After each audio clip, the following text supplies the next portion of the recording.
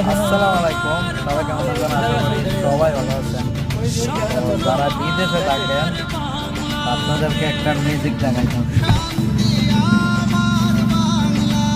আমাদের সাথে একজন কাজ করেছিল প্রায় 4 বছর 5 বছর কলেজে গেছিল। কলেজে যাওয়ার পরে এমন একটা ফেসবুকে কাজ করতে হবে, আপনাদেরকে দেখাচ্ছি। এই কি ভালো ভাই, কি অবস্থা? একটু শেয়ার করবেন ভাই, অবৈধ জীবন কেমন? হ্যাঁ,